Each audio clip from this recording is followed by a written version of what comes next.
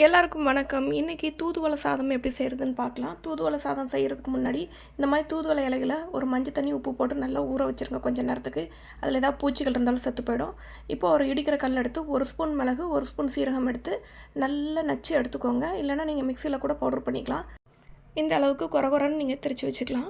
இப்போ என்ன பண்ணலான்னா, இந்த இலைகளை நல்லா அலசிட்டு இதை நல்லா ஃபோல்ட் பண்ணி குட்டி குட்டி பீசஸாக கட் பண்ணணும். நீங்கள் எனக்கு முள் இருக்குது அதனால் நீங்கள் முள்ளை கட் பண்ணணும்னு நீங்கள் நினைக்கணும்னு அவசியம் இல்லை. சின்ன குழந்தைங்களுக்கு கொடுக்குறதா இருந்தால் நீங்கள் முள்ளை கட் பண்ணிக்கலாம். இல்லை அப்படின்னா நீங்கள் முள்ளோட சேர்த்து இந்த மாதிரி குட்டி குட்டியாக கட் பண்ணிடலாம்.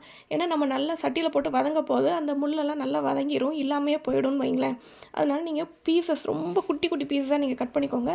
இந்த இலையில கொஞ்சம் கசப்பு இருக்கும். சின்ன சின்ன பீஸாக கட் பண்ணும்போது சீக்கிரமாக வதங்கும். கசப்பு உங்களுக்கு அதிகமாக தெரியாது.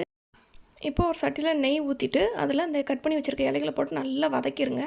கலர் நல்லா மாறி ஒரு மாதிரி டார்க் கலர் வரும். அந்தளவுக்கு நீங்கள் நல்லா வதக்கிடணும். இது சளிக்கு ரொம்ப நல்லதுங்க. நல்ல நெஞ்சு சளி இருக்கிற டைமில் இதை செஞ்சு சூடாக காலையில் 2 உருண்டை 3 உருண்டை போதும். அந்த அளவுக்கு நீங்கள் சாப்பிட்டு வாங்க. கண்டிப்பாக சளியெல்லாம் வெளியேறிடும். மறக்காமல் ட்ரை பண்ணி பாருங்கள். இப்போ பாருங்கள், இந்த மாதிரி நல்ல கருகிற அளவுக்கு வறுத்தாச்சு. இப்போ நம்ம இடித்து வச்சுருக்க அந்த மிளகு சீரக பவுடர் அதில் ஆட் பண்ணிக்கிறோம். சாப்பாடை நல்லா உதிரியாக வடித்து வச்சுக்கோங்க. அந்த சாப்பாடையும் இந்த சட்டிலேயே போட்டு நல்லா கிண்டிடுங்க. கிண்டிட்டு தேவையான அளவு உப்பையும் சேர்த்து நல்லா மிக்ஸ் பண்ணிவிட்டு நல்லா சுட சுட வெதுவெதுப்பாக இருக்கும்போதே ஆளுக்கு 2 உருண்டை நீங்கள் சாப்பிட்ருங்க. சூப்பரான டேஸ்ட்டாக நெய் சாப்பாடு மாதிரி இருக்கும். பசங்களுக்கு இது இலை சாப்பாடு தூதுவளைன்னே தெரியாது. ட்ரை பண்ணி பாருங்கள். மறக்காமல் சப்ஸ்கிரைப் பண்ணுங்கள். தேங்க்ஸ் ஃபார் வாட்சிங்.